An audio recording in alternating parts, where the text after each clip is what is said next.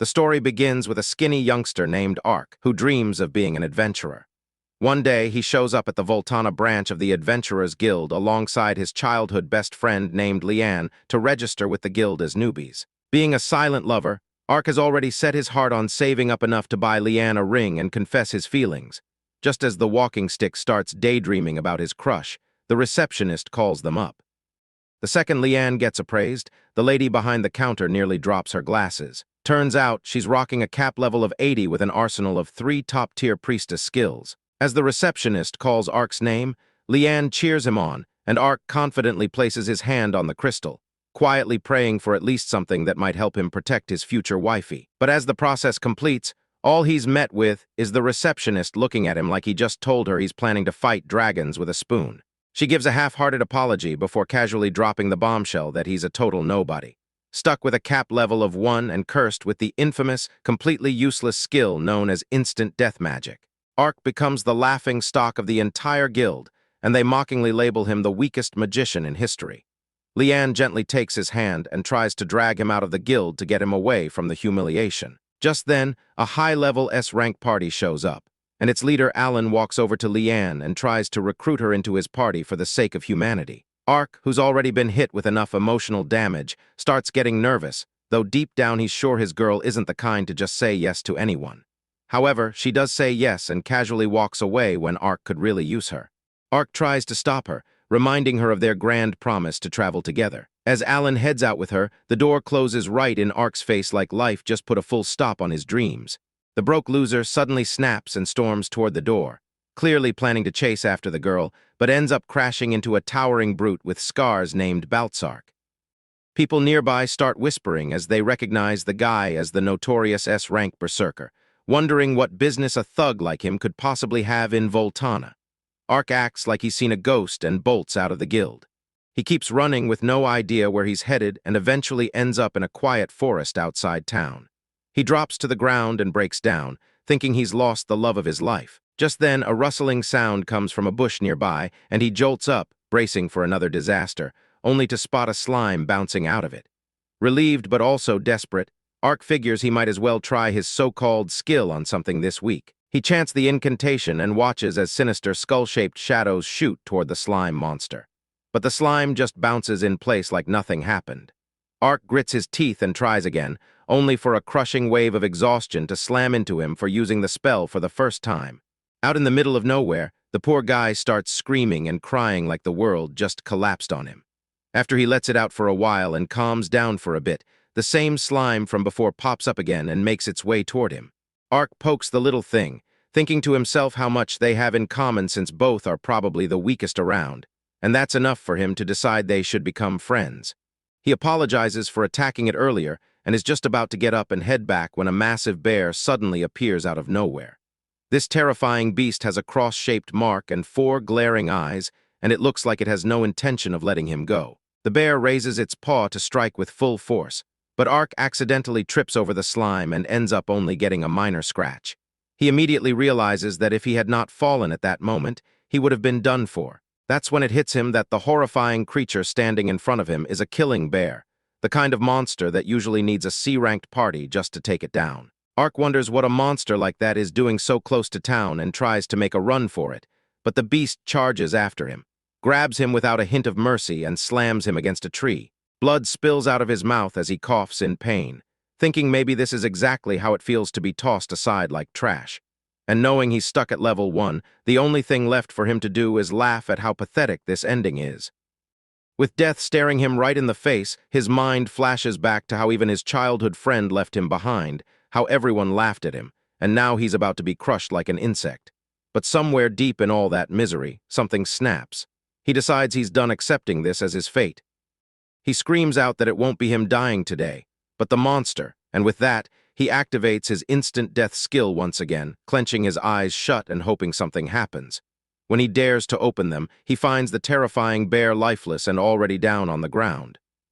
Somehow, his skill actually worked against a beast like that. Ark collapses onto the dirt beside it, finally letting out a breath of relief as the madness settles for a moment. Suddenly, a menacing floating window that fits his skill pops up and tells him to use the 20 points he just earned from the skill upgrade.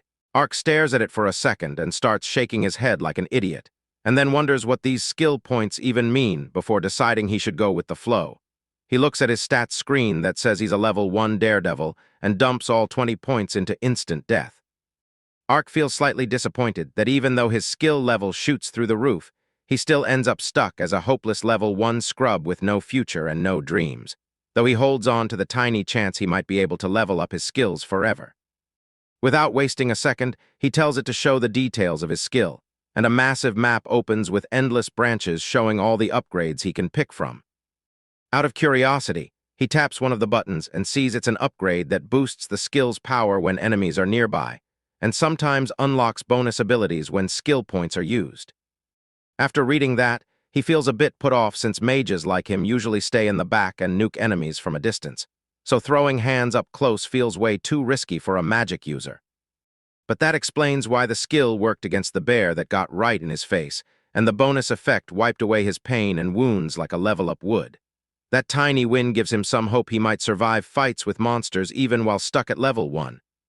Though now he's got the headache of picking the right skill to use his precious points on, before realizing his brain isn't built for thinking and just slaps buttons at random like a sleep-deprived raccoon. Out of nowhere, one of the skill buttons glows and catches his attention.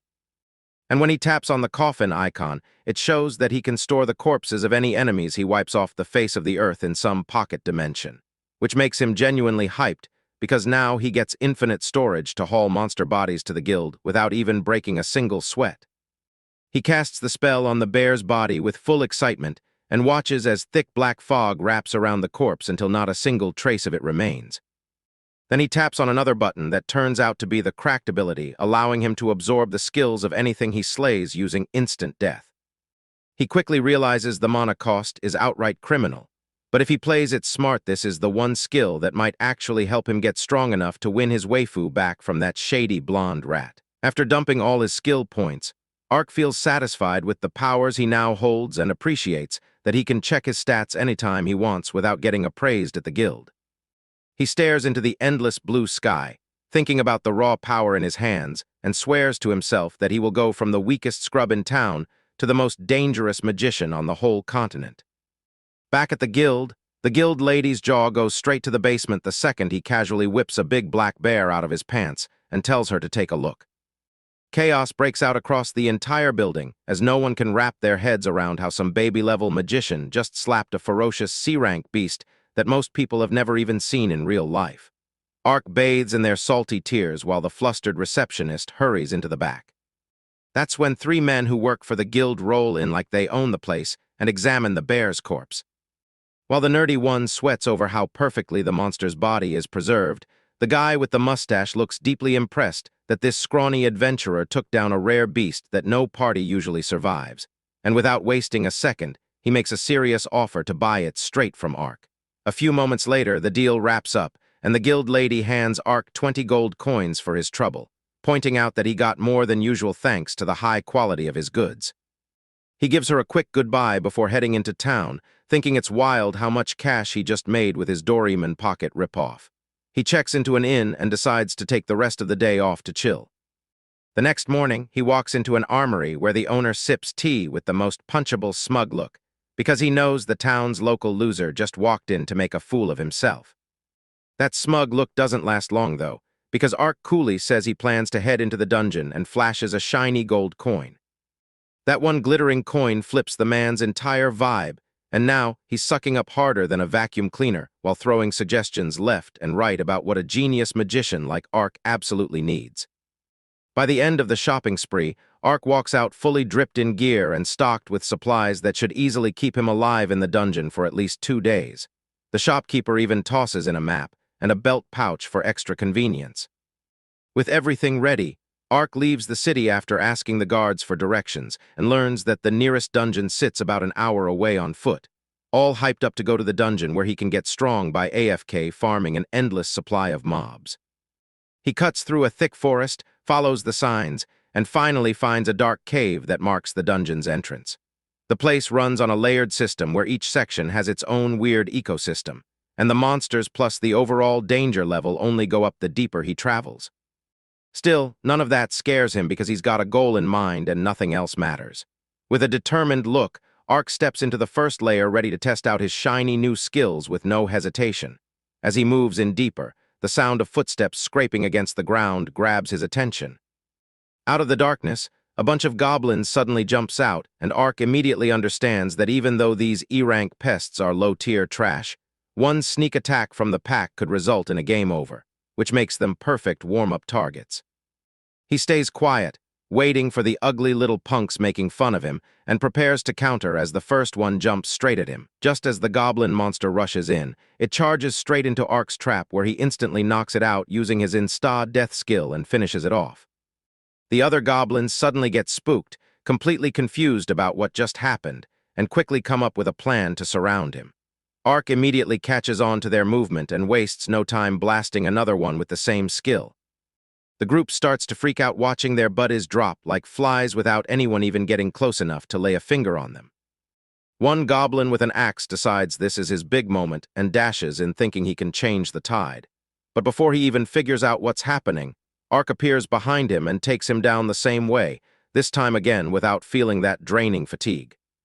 He starts to wonder if this is happening because of some hidden perk in his ability that lets him absorb stats from whatever gets taken out by his insta death skill. In practically no time, Ark wipes out the remaining pests while boosting his own stats in the process. To make it even better, he notices that the more monsters he clears out, the smoother it gets for him to activate the skill, with both its range and hit rate going up. As his soul retrieval kicks in, the effects become even clearer, and Ark realizes he's becoming faster and sharper with every enemy he crushes. At this rate, he starts to think he might just be able to keep casting his magic forever without running out of ammo. Before moving any further, Ark notices a broken sword lying beside one of the fallen goblins, and for a moment he wonders if it's possible to store monster equipment as well. But instead of testing it out, he shrugs it off and keeps going. As he explores deeper into the dungeon, he spots a narrow side tunnel and decides to take a gamble by heading in without a second thought. Inside, the passage turns pitch black, and the faint light barely stretches far enough to touch either of the walls. Just as Ark starts picking up on a strange, foul stench, he glances back and sees orc monsters emerging straight from the shadows. These beasts carry a savage aura and possess enhanced abilities, and because of their bulky bodies, they prefer using heavy weapons like massive clubs and axes. Now facing enemies that clearly outclass regular goblins, Ark prepares himself for a tougher fight. But the moment the orcs charge in, he quickly realizes they are way faster than they look, closing the gap in an instant with a swing of their club. Ark dodges in time and immediately responds with his insta death skill, which lands perfectly. The orcs clearly turn out to be tougher when it comes to emotional damage and don't even flinch as their comrades drop dead one after another. Instead, they charge at Ark with just as much aggression.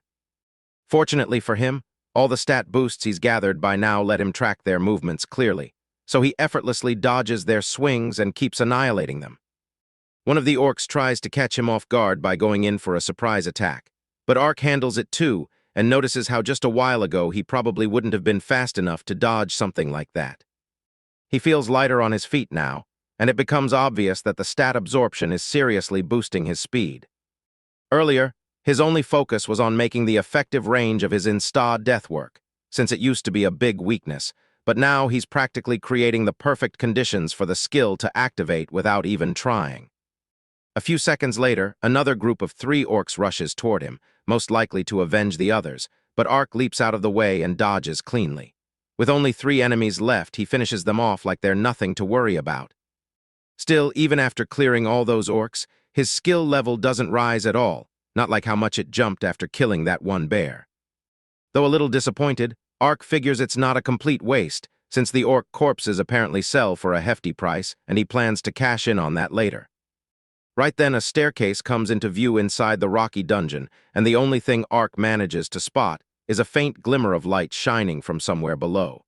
Curious to see what's down there, he decides to head down without wasting time.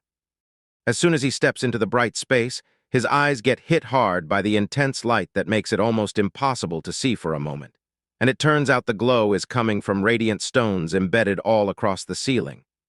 Surprisingly, the place holds an entire forest and even a flowing river, making it almost unbelievable that this could still be considered part of a dungeon. Ark even figures that a lantern would be completely pointless in a place like this, given how insanely bright it is. While he's still taking in the strange sight, he spots a few people waving at him from a distance like they're trying to get his attention, and he waves back while wondering if they might be fellow adventurers. The group quickly hurries over, and before he knows it, one of them, a guy with a ridiculous afro, holds Ark as if he's some fragile maiden and immediately asks if he's all right. Ark gets confused and asks if something's wrong. The others clearly seem concerned, asking how a kid like him ended up all the way in such a dangerous area. Without holding back, the afro guy directly questions whether Ark has some kind of death wish or what, charging into a place like this all on his own. Ark calmly tells the guy that he has no such intentions. The lady among the adventurers asks the afro man to let go of the boy since everything seems to be fine. The afro guy then offers Ark to come along with them as they are heading back to the surface. They apparently have a bag stuffed with orc meat which they plan to sell once they reach town. He points out how lucky it is that they met in a safe zone and suggests escorting Ark back to the city. Ark curiously asks about this so-called safe zone and what exactly makes it safe. The Afro man explains that for some unknown reason, this part of the dungeon somehow keeps all monsters away, so they were basically just doing some Netflix and chill before returning to the surface. Ark finds this concept pretty surprising, and when the Afro man once again invites him to tag along, Ark replies that he plans to stick around for a bit. The big guy gets slightly annoyed at Ark for not listening, but before anyone can say anything more, a bunch of adventurers suddenly show up in a total mess, looking all beaten up and barely holding it together. The Afro man quickly rushes over and asks what happened, moving fast to help the injured group. One of the battered adventurers cries out for someone to save him, but the Afro guy reassures him that they're already in a safe zone and there's nothing to worry about. He immediately calls out to the lady in their party, Azuri, and asks her to heal the man. Azuri hurries over and casts her healing magic while asking the injured adventurers how they're feeling now. Once things calm down a little, the Afro man gets to the point and asks what actually happened to leave them in such rough shape. One of the bruised-up guys asks if he's ever fought a skeleton before. The Afro man chuckles and remembers them as the bony bros from the underworld, saying that while they can be annoying, they're just D-ranked monsters and shouldn't cause that much trouble. The wounded guy agrees that's what they thought too, but then tells him that whatever they ran into back there wasn't your usual pile of bones. One of the guys shouts that it was a giant skeleton, and the guy with the tick-tock e-boy cut speaks up he's seen those before, but this hideous beast looked way worse, because skeletons are usually just human-sized. He throws out the theory that it could be an augur, which are giant ogre-like monsters that grow nearly 4 freaking meters tall and reach strength levels equal to B rank. That freaks everyone out because something that massive shouldn't exist on the upper layers, and trash-tier D-ranks like them would stand zero chance if it caught them slacking. Even so, the blonde guy tells them not to panic since they managed to escape through a crack in the wall that was way too small for that walking tower of bones to squeeze through. He advises everyone to rest in the safe zone and recover a bit before heading back. Right then, Ark shifts his attention to a strange sound behind them, and the Afro guy starts sweating like a leaky pipe as the ground rumbles beneath their feet like the earth itself holds a grudge. Out of nowhere, a massive black skeleton with thick horns on its head bursts out yelling "Surprise, mother trucker," and the squad's jaws drop so hard it lands on the next floor. The bone titan leaps from the cliff with a blade in hand and looks more than ready to turn them into shredded meat, which sends the entire group bolting like their lives depend on it. Ark watches the beast jump that high and feels legit impressed by its movement speed. While the D-rank party loses their minds over the fact that the vile monster hiked up the cliff after them like it's out here playing getting over it, just when they believe nothing else could possibly make the situation worse. The monster lets out a roar so loud it melts any leftover courage. And the adventurers instantly realize they're cooked. Afro Man freezes up completely, and his legs refuse to listen as he racks his brain over what he could even try against this thing. Then, Ark suddenly yells that he and Afro Man will stall it while the others escape, and before the group can even react, the scrawny mage zips past them like Sanic, with zero hesitation in his eyes now that he's finally strong enough to match the boss-tier freak's insane speed. Once Ark feels close enough, he throws instant death straight at the boss's ugly face, but the black fog scatters with a single roar. It's unclear whether the magic doesn't affect undead or if he just failed to get close enough for it to land properly. Watching this madness unfold, Afro Man's homie shouts that Ark is a certified gangsta because no average dude dodges the B-rank boss's non-stop slashes like that. Still, it becomes painfully clear that Ark's a squishy magician, and all the magic he keeps throwing out barely scratches the monster. That weird dedication sparks something in Afro Man, and he tells his bro to get moving because he's about to jump in. Meanwhile, Ark rushes forward again to reach the exact limit of the boss's attack zone and stretches his hand out, only to realize he's completely out of magic juice. The moment the boss lifts its sword to squash him into a cursed pancake, Ark curses his rotten luck. But right before it hits him, a backpack full of firestones smashes into the skeleton's back. Afro Man snatches the monster's attention and taunts it by saying its mother must be mad thick to pump out a skeleton like that. That triggers the beast, who glares at him and grinds its nasty teeth with murderous rage. Ark watches from the side, impressed by how resourceful regular adventurers get when using their skills and items to survive. Afro Man keeps ducking and weaving between trees and bushes in the forest, using the environment to block the giant's line of sight. He lets out a relieved breath after slipping away, but that peace doesn't last as Ark suddenly pops up behind him like a creeper, but instead of blasting him, Ark simply asks if he's holding up okay. Afro Man raises an eyebrow and wonders why Ark doesn't use his cracked speed to ditch them and bounce, but Ark calmly says he's not leaving until the skeleton is finally put to rest. That reply has Afro Man blinking in disbelief at his Delulu mindset. He is quick to point out how useful his magic looked back there, which smacks Ark's ego so hard he feels like a rejected anime girl. He mumbles that instant death magic is complicated, but once Afro Man hears what type of magic he's working with, he grabs him tight and yells that it's the single most garbage magic to ever exist. His loud little tantrum gives away their hiding spot, so Ark shuts his obnoxious yapping fast and waits quietly as the massive skeleton stomps past. He whispers to his new buddy that instant death magic carried him this far without letting him down, though he's not too proud to admit he still has no clue whether it actually works on the undead or not. Afro Man smacks himself in the face and points out what the dead and undead stand for, which only makes it more unbelievable that Ark went toe-to-toe with the giant behemoth full of confidence a few moments ago.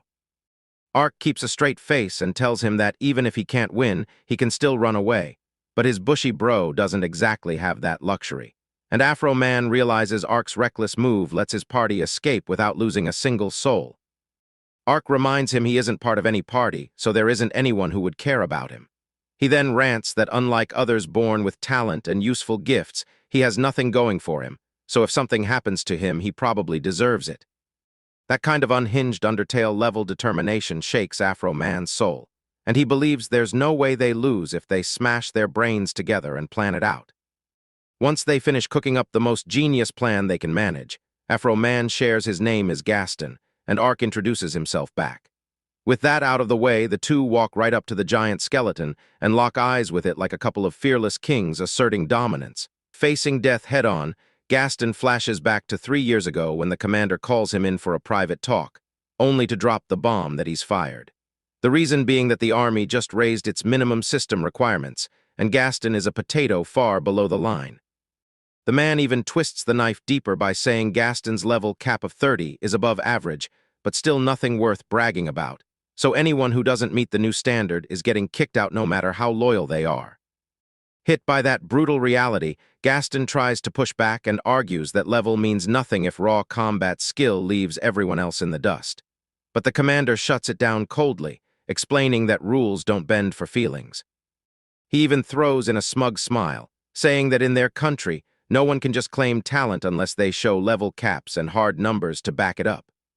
After that soul-crushing dismissal, Gaston apologizes and accepts his fate, calls himself a weakling, and walks away without even saying goodbye to a single comrade.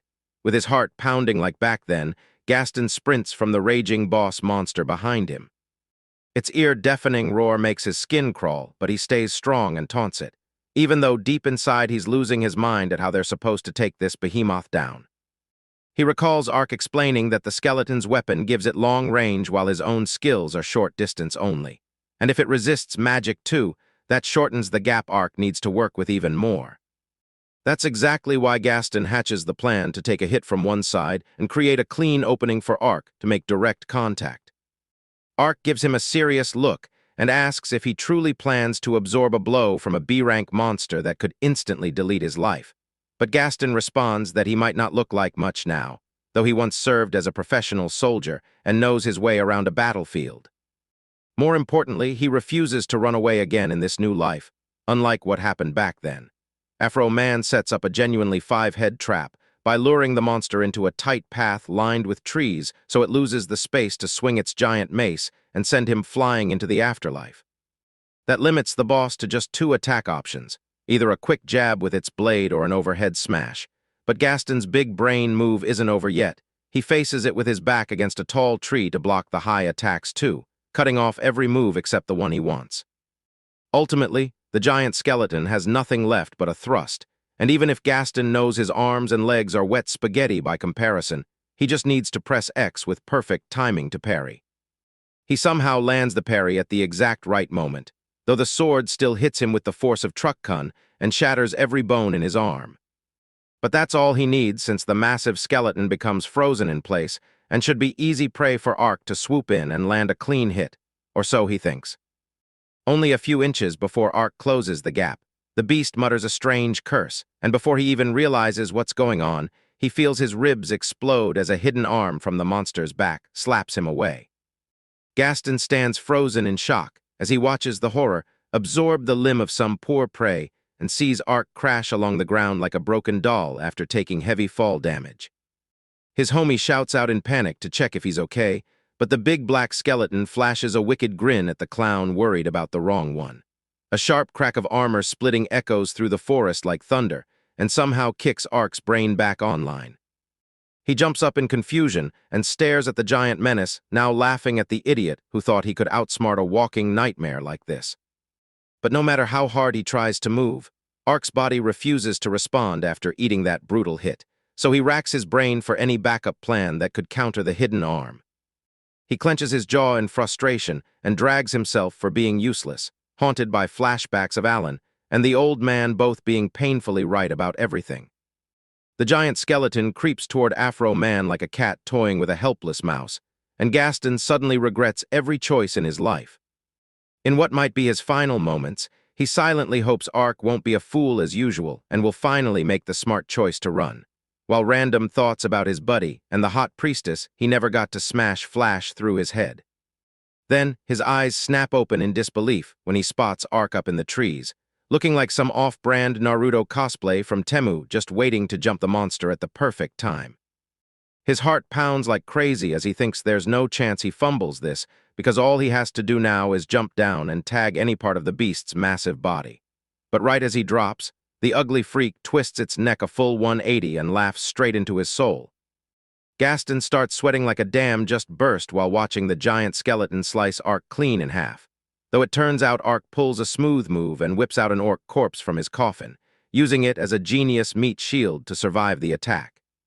With that, he jumps right on top of the giant freak and manhandles that thick skull like it owes him rent, causing the death fog to swallow its entire body. Meanwhile, Gaston's party along with the other adventurers stay near the floor entrance, silently praying that the two maniacs somehow make it out alive. Just then, one of the guys loses all patience and says they should give up and head home, since once the monster finishes with those two, it's clearly coming straight for them next. Gaston's homie grabs him by the collar and says he'd be more than happy to end him right now, but Priestess steps in to break it up so he stomps the ground in frustration, mad at his own uselessness in the whole mess. Just then, he hears a loud sound from inside the forest and turns to find the massive skeleton staring right at him, which almost sends his entire soul flying straight to heaven. Then, just as fear locks him in place, cracks start spreading across its bones and the monster slowly crumbles into dust. Two brave warriors arm in arm like real homies as the storm of dust clears around them. Seeing they're both alive, Gaston's buddy and the priestess go wild and cheer loud enough to welcome the heroes back home like kings. Back at the guild, Ark gets greeted by an angry man who instantly doubts his story and demands to know what is actually going on. Ark feels confused and annoyed, wondering why he even has to sit in front of this hairy guy like he owes him an apology. The man pushes him to spill what his real rank is, so Ark calmly answers that he's E rank. That sets the man off as he starts shouting, asking how some bottom-tier E-rank nobody could possibly wipe out all those monsters on his own. Not long before this, Ark split the loot with Gaston's party, which left everyone satisfied as they went their separate ways.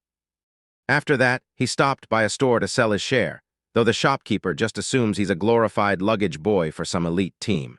Annoyed by the smug guess, Ark tells him that he works solo, which instantly kills the guy's mood. Though he eventually gives up with a headache and finally brings up the real issue: why Ark keeps selling top-tier monster parts in some sketchy back alley shop instead of using the proper guild like everyone else. After roasting Old Man Gale, Ark explains that the last time he tried to sell his loot at the guild, a bunch of clowns accused him of stealing and gave him grief just for saying he earned it himself. One of those geniuses decided to start a fight, so Ark had a polite conversation using his fists. Gale immediately points out that fighting inside the guild is against the rules, and now it makes perfect sense why Ark avoids the place altogether. Curious, the old man asks what the guy looked like, and Ark replies that he was just some random dude with a soy boy haircut from a level 20 party no one's ever heard of. Somehow, Gale instantly knows who Ark is talking about and starts to believe the kid has a decent reason for coming to him instead. Still, the old man admits that with good gear and enough skill, clearing out orcs and goblins sounds possible, though he absolutely refuses to believe that an E-rank actually managed to take down the rare giant skeleton variant. Ark decides to amuse the old man and shares how he ran into Gaston's party, a bunch led by a former soldier, just before the monster showed up.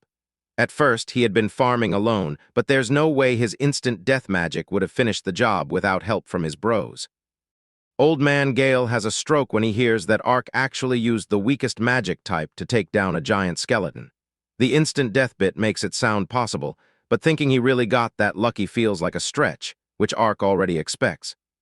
Still, the old man admits it does sound like something Gaston would get mixed up in. Ark gets caught off guard learning that Gaston actually has a pretty solid reputation. With that, Gale finally agrees to buy all the materials and stops nagging like his ex-wife, though he adds that he'll take a bit of insurance just in case. Ark snatched the stuff through shady means, which Ark doesn't really mind. On his way out, Ark spots a sleek black coat and locks eyes with it. Gale notices how much the kid vibes with it, so the old man throws it in for free since it's nothing too fancy. He mentions that it suits a newbie like Ark, and that's when Ark realizes he hasn't really been dressing like a mage who packs actual firepower. Now dripped out in a rad long coat, looking like Kirito post-glow-up, he gets the vibe boost he didn't know he needed. Gale then tells him that the city is packed with fresh noobs like him as well as legendary veterans, and says it warms his crusty old heart to see rookies on the rise. He also drops the fact that this town is well known for letting adventurers rake in gold thanks to all the dungeons nearby. But at the same time, it's also risky because the monsters sometimes break loose. Lately, things have gotten so dangerous that the Emperor has been hiring S-rank parties from foreign lands for protection. Apparently, they're giving out S-ranks to random street dudes now, like that blonde, pretty boy who stole the only girl who would marry Ark. He then wonders if seasoned pros like Baltzark are just here for the cash too. After saying his piece, Gale advises Ark not to get too greedy for someone at his level and tells him to aim for just enough money to live a decent life. Since his materials are some Gucci-level cushions, the old man also insists he should always swing by his shop first instead of the guild because they're friends now. Not in the mood for more political rants or marketing pitches, Ark slips out before Gale launches into another speech and steps outside to meet Gaston, though he still has time before sunset. He pulls up his status menu and notices that his stats no longer look like a joke. What really grabs his attention, though, is the skill he picked up from the giant skeleton, which now shows as 4 times stronger than when he first checked, proving that the giant skeleton really was built differently. Feeling even stronger now, he decides that next time he's diving deeper into the dungeon and heads to the armory shop to prep and stock up on gear. By the time he's done, evening has already rolled in, and he starts thinking that maybe he doesn't need to team up with Gaston's crew anymore since he's gotten way more powerful. Out of nowhere, Ark senses a sneak attack from behind and dodges right away. Turns out a squad of E-rank wolves and a victory bell-looking thing want a piece of him. He remembers that monsters sometimes slip out of the dungeon after dark, but he destroys them without breaking a sweat and considers absorbing them even though they're not worth much. Right then, his whole body tenses as one of the surviving monsters suddenly leaps at him from behind and completely catches him off guard. But instead of going for the jugular, it just dashes past him and bolts off.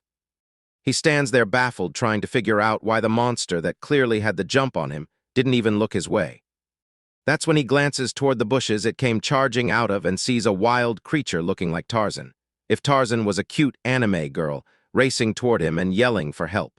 However, she runs out of energy and nearly falls face flat on the ground next to him, so Ark quickly grabs her. He notices she has furry ears and a tail ready to be fluffed, which means she is a demi-human, but what concerns him is what could possibly have injured her. Ark tries to make sense of her broken words, warning him about something that happened in her village. Unable to understand what she means, he remembers that she isn't the reason the wolf was running away and gets ready to take down whatever ambushes him from the bushes. It feels off that nothing shows up right away, though it has to be something dangerous judging by how completely freaked out the wolf girl is. That very moment a shadowy wolf creature appears, so he prepares instant death to teach the bad boy a lesson. Ark quickly tries using his insta-death skill on the bushes, but nothing really happens, even though he can still feel a presence hiding there, which makes him suspect that whatever's lurking might be way too cautious. Right after, he hears another cry, making it the third distinct sound if he counts the growl from earlier too. The air starts to feel heavier, and Ark realizes that things might be getting a bit too tense, especially since he can't get close enough to the bush for his skill to actually work, while still protecting the injured demi-human. On top of that, going up against multiple enemies all at once sounds like a pretty terrible idea in his current state. He starts racking his brain for something he could pull off in this situation. And just when his last functioning brain cell kicks in, he remembers the new skill he picked up after defeating the skeleton ogre and figures it's worth a shot.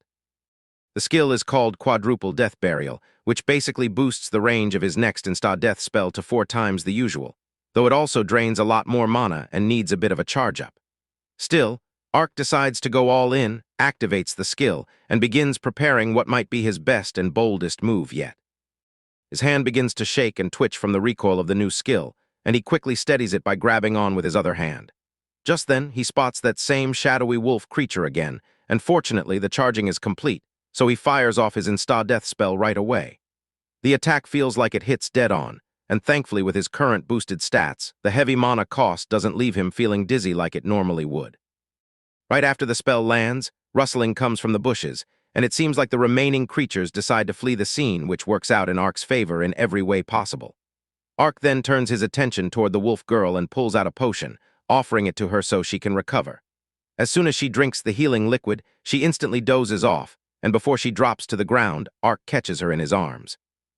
Judging by her completely exhausted face, it appears she must have burned through all her strength while running, and considering how terrified she looked earlier, that makes perfect sense.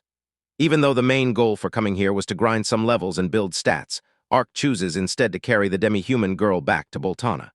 Before heading out, he tries using the dead coffin skill on the bush to retrieve the corpse of the creature he just took down, but nothing seems to happen. That feels odd, since the spell clearly looked like it had landed without missing. But rather than chasing the ones who ran deeper into the forest, Ark chooses to prioritize the girl, all while getting an odd sense of déjà vu, as if something exactly like this has played out before. Meanwhile, Alan and his party are out hunting weaker monsters just to help Lynn level up faster. He checks in with the newbie and asks how her level is coming along, and she replies that the last batch of monsters didn't really give her much experience. When she apologizes for it, Alan tells her there's nothing to worry about since she's already done more than enough, especially considering she managed to hit level 20 in just 2 days, which clearly shows how fast she's progressing. He suggests they wrap it up for now and mentions that next time, they'll be diving much deeper to help her level up even more. The thief girl Fione complains that holding back like this is starting to get exhausting, and Dorothea the magician agrees with her right away. Just before they leave, Lynn bows in front of the whole party, thanking them and promising to work even harder. Alan acts like some divine saint sent from above, assures her that they're allies now, and there's no reason for her to feel like she's any less than the rest of them. Back at their resting quarters, Alan gets a visit from his comrade Eris. He casually asks the paladin if she needs something, and she waves a scroll at him, explaining that it's a letter from the king who wants an update on how the search for the keys is going. While adjusting his spectacles, Alan finds the whole thing such a pain and grumbles internally about how the king really is an impatient man, especially when they're already doing everything they possibly can. The real reason behind why S-rank adventurers like Alan have gathered in Kresha finally becomes clear. Contrary to the rumors about monster hunting, the truth is that this is a direct request from the king himself, who happens to be the one that established this territory. The restless ruler has ordered an exhaustive search of the deepest levels of the dungeon, where a bunch of mysterious keys are supposedly hidden. No one really knows what kind of power or purpose these keys serve, but what drives even elite adventurers to take this mission is the insane reward offered by the king, which is a noble title and land. Normally, even someone as strong as an S-rank adventurer would never dare to mess with noble affairs, but this reward is so ridiculously valuable that it's enough to keep the nobility quiet no matter how shady it seems coming directly from the king. The paladin lady taunts Alan, asking how long he plans to babysit the newbie and feed her milk from a bottle. Alan, staying composed, tells Eris to be patient and not rush things, reminding her that there are only a handful of parties like theirs capable of making it out alive from the lower levels of the dungeon. He explains that Lynn's potential is undeniable, and forcing things too early would only backfire on them. Until now, the only thing Alan's party lacked was a dedicated healer, someone to patch them up in the middle of battle when it truly mattered. Though to be fair, they never really needed one before because of how skilled they all were in combat, and probably still wouldn't if it wasn't for the dungeon with the keys. Unlike anything they've faced before, this dungeon comes with a known monster plague that's nothing like their usual encounters. The deeper they go, the more relentless the spawns become, as if the entire place is built to push intruders out. While raw power isn't a problem for his team, the strange nature of this dungeon and the overwhelming number of monsters popping up out of nowhere eat away at their supplies faster than they can manage, turning each dive into a serious challenge. Just when they were starting to feel the pressure and were close to scrapping the whole keys mission, Alan hears about a promising newbie named Lynn. A healer with an insanely high level cap and a triple set of priestly skills is not something that comes around often, and for Alan's party, this unexpected miracle might be just what they needed. Eris complains to Alan that if they keep waiting endlessly for the newbie to grow stronger, Baltzark and his party might end up stealing the march on them, especially since, even if not stronger, Baltzark's team probably matches theirs in raw talent and combat ability. Alan, however, stays composed and calmly replies that it shouldn't be an issue since Baltzark's team seems to be dealing with a healer problem of their own, and with the way those guys behave, finding someone willing to work with them won't be easy at all.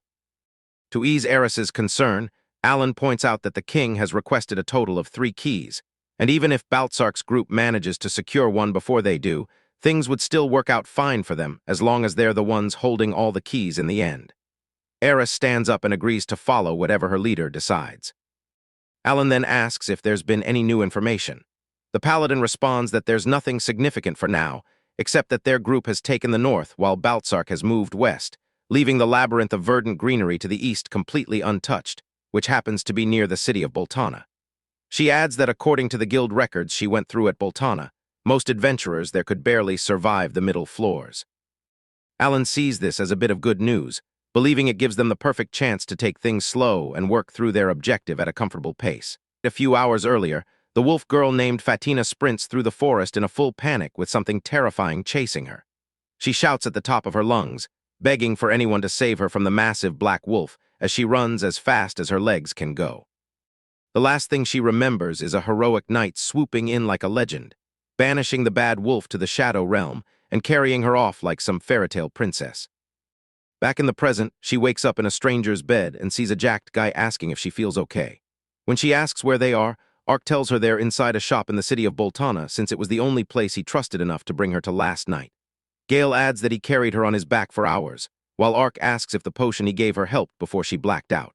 Realizing her dream knight in dull armor is real, Fatina turns bright red and she shyly thanks him for his kindness. After Ark introduces himself, she instinctively calls him Daddy, which really changes the vibe. But Gale jumps in before things get too awkward and asks about the beast from the night before. Fatina shyly explains she grew up in a remote village where monster attacks happen often, and normally beast men handle them just fine, but the big black wolf was something else entirely. She says it was so tough that even the village mages couldn't touch it, which catches Ark's attention. He asks her what it actually looked like since he swears he heard more than one voice out there, and that surprises Fatina because she only knows about one. Ark gets uneasy thinking about the terrifying roar he heard, while Fatina admits she might have missed another one in the dark. Then she remembers that spells didn't even land on the wolf. They just vanished before impact, which Gale guesses must be some sort of high-level magic resistance skill. He explains that big baddies tend to have annoying skills like that, where magic barely scratches them or looks like it just bounces off. Fatina says that once the soldiers figured out neither magic nor weapons worked, it turned into every man for himself, and she ended up as the unlucky target. Gale figures the survivors must have scattered to nearby villages or even made it to Boltana, which sends Fatina shooting out of bed in a panic to search for her people. The moment she tries to stand, her legs give out and it's obvious she's nowhere near okay. Ark catches her just in time and tells her to rest until her body actually recovers, though she starts throwing a tantrum. Gale calmly tells her it's a terrible idea to go out looking like a lost hobo. Apparently, the old man already prepared a change of clothes and even breakfast for her, though she tries to turn down the overwhelming kindness. Still, Gale tells her it's not a request, because if a girl walks out of his shop after spending the night looking like that, he'll have to spend his retirement playing Diddy Kong in jail. After dropping that, he heads out with Ark to grab some breakfast. On the way, Ark glances at him and realizes something. Gale is just like mildly burnt toast, tough and crispy on the outside, but unexpectedly nice and soft inside. Later, Ark joins him and Fatina in town where she sees the streets filled with refugees who clearly had better days behind them. While they search, they overhear a military officer giving orders to check every nearby village for wounded when two women suddenly call out to Fatina. The worry in her eyes instantly vanishes, and she rushes into her aunt's arms, who tells her she isn't sure about the others, but it looks like the soldiers are keeping things under control.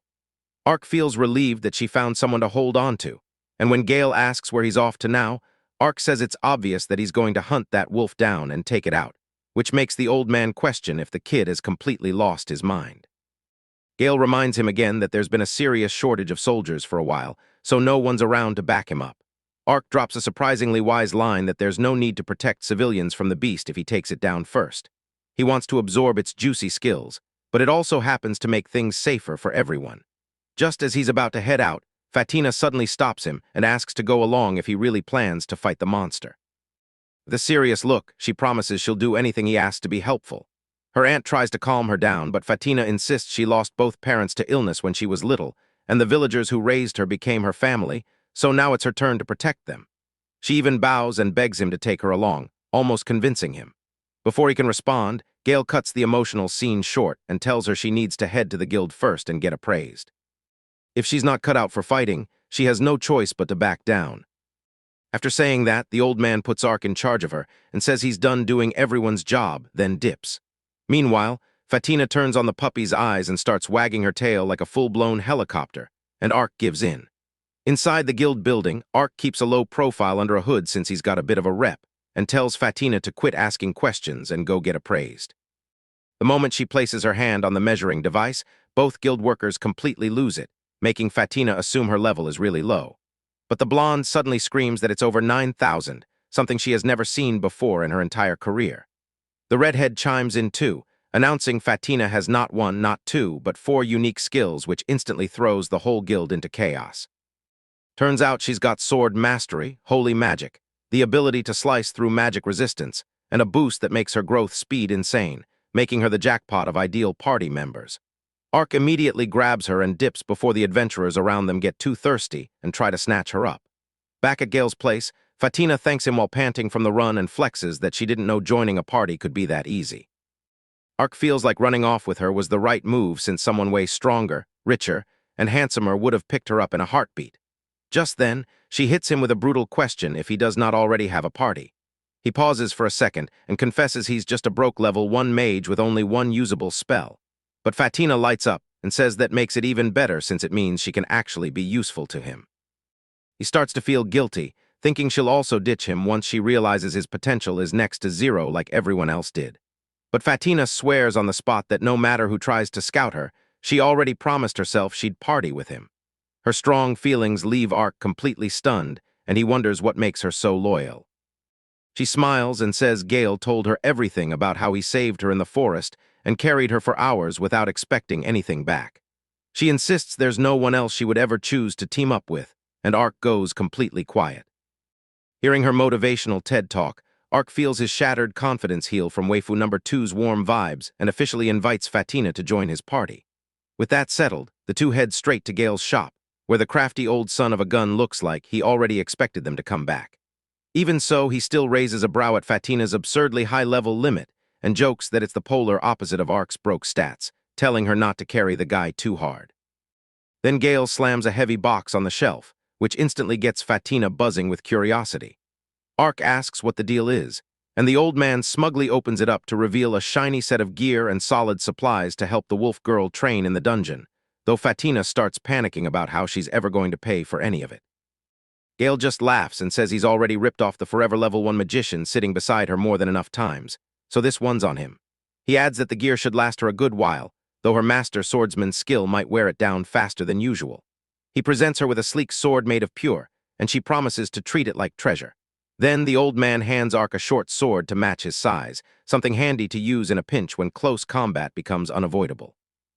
With that, they wish him goodbye and head for the dungeon while Ark brings her up to speed on how skill and levels work. On the way, he asks her to stop calling him master since they are now equals in a party, but Fatina insists he saved her life, and that is one thing she will always be grateful for. Once our duo finally reaches the dungeon entrance, Ark tells her that dealing the last hit is very important because that adventurer gets the experience for slaying the monster. Once he's unable to level up anyway, he plans to weaken monsters so she can finish them off and grow stronger. Just as he finishes explaining, a loud scream tears through the air and grabs their attention. An adventurer comes bolting toward them while getting chased by a nasty orc and a swarm of filthy goblins. Just seeing the ugly piggy's face makes Fatina want to hurl on the spot. Just as the dungeon monsters charge toward them, Fatina decides on the spot that they're going to help the adventurers, simply because that's the kind of people they are. Ark agrees with her call, and even though everything unfolds a little too suddenly, Fatina draws her sword and dashes toward the monsters, taking them out one by one so smoothly that it almost feels unfair, especially for someone who supposedly never held a sword before. Watching herself move like a seasoned fighter, Fatina quickly realizes that it's the power of her sword master skill kicking in. Somehow, she can sense enemy movements and instinctively knows exactly where to strike and how to swing her blade. She makes a firm promise to herself to use this power to protect those around her. Right then, an ogre tries to peekaboo on her from behind, but Ark warns her just in time, and in one clean move, she slices off the ogre's arm like she's dealing with a fly, putting it down without a hitch. Both Ark and the adventurers rushing over get stunned by the girl's unexpected display of skill.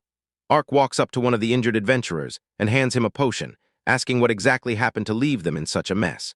The guy admits he doesn't really know either, since the monsters just started bursting out of the walls out of nowhere and went straight for them. Ark tells him to forget about that for now and asks where the rest of his companions are. The adventurer keeps repeating the same thing, insisting that the monsters somehow came right out of the walls, and before they could make sense of it, they were completely surrounded.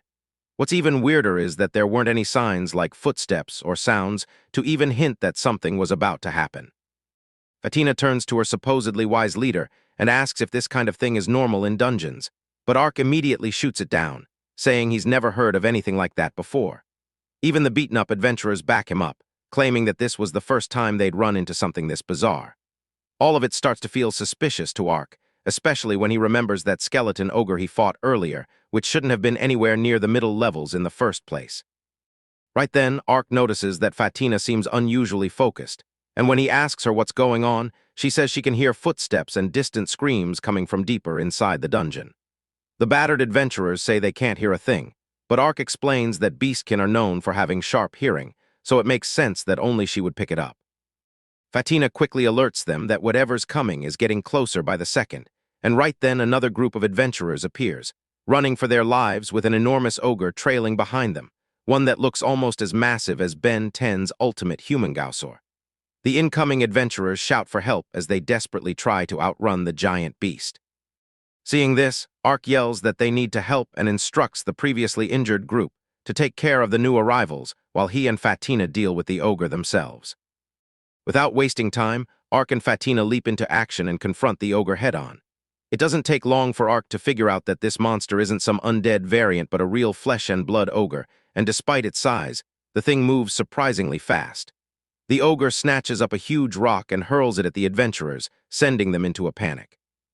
Ark immediately recognizes that even in a weakened state, a creature like this would rank at least as a sea-level threat, and if it keeps chucking boulders like that, it becomes an even more dangerous enemy.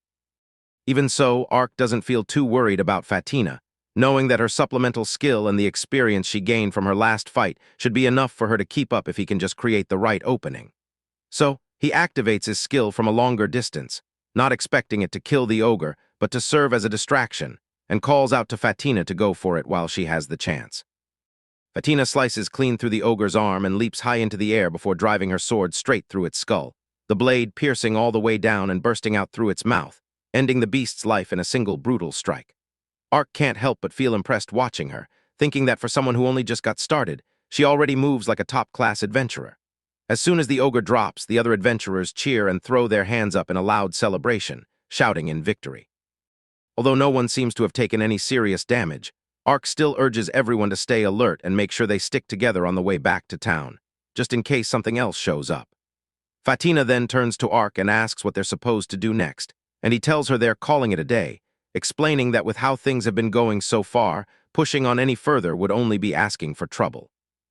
Once they finally reach the surface, Ark notices the monster corpses scattered around and is surprised to see how few there are. He asks Fatina if she's sure these were all the monsters she took down. Fatina scratches her head and admits that everything was happening so fast, she never kept track, and apologizes for the confusion. Ark tells her not to worry about it, making it clear he doesn't blame her for something like that. Ark finds the whole thing pretty sus since he didn't even use his insta-death skill to kill that last monster, which means there's no reason for Dead Coffin to have activated, leaving the sudden disappearance of the corpse as a total mystery. Half a day later, the guild turns into chaos, with adventurers raising their voices in protest, demanding answers about how monsters are suddenly bursting out of walls, suspecting that the guild might be hiding something crucial from them. Things start spiraling as not a single adventurer seems to know exactly what's going on. Strong monsters showing up on the upper levels where they're not supposed to be, that creepy black creature, and now monsters emerging straight from the dungeon wall. All of it seems way too strange. Ark turns to Fatina and asks if she thinks all of these events might be connected to the dungeon itself. He tells her that, considering they're still beginners when it comes to understanding the dungeon's weird secrets, it might be smarter to shift their focus back to the black monster that attacked her village. Fatina then puffs up her chest and declares with full determination that she's going to get stronger no matter what. Meanwhile, over at the Eastern Gate Watchtower of Boltana, two soldiers pass the time discussing how the guild been stirring up a fuss lately about the Eastern Dungeon, claiming that monster numbers are suddenly shooting up. One of them points out how this is the first time anything like this has happened, and ever since that dungeon showed up, things had stayed relatively calm until now. The guy casually blames the adventurers for being too weak to handle anything properly, brushing off the concern like it's nothing serious. Just then, the other soldier who's been quietly scanning the distance through his telescope suddenly freezes, as if he's just seen a ghost. Whatever it is out there sends a chill straight through his body. Outro, what did the soldier see in the telescope to make him act this way? And can Ark and Fatina find out who is behind all of what is happening, and will Ark be able to get back his lost crush? Comment, Ark finds key if you're ready for part 2. Don't forget to give the video a thumbs up, share it with friends, and hit that subscribe button for more awesome videos like this. Thanks for watching. See you in the next one.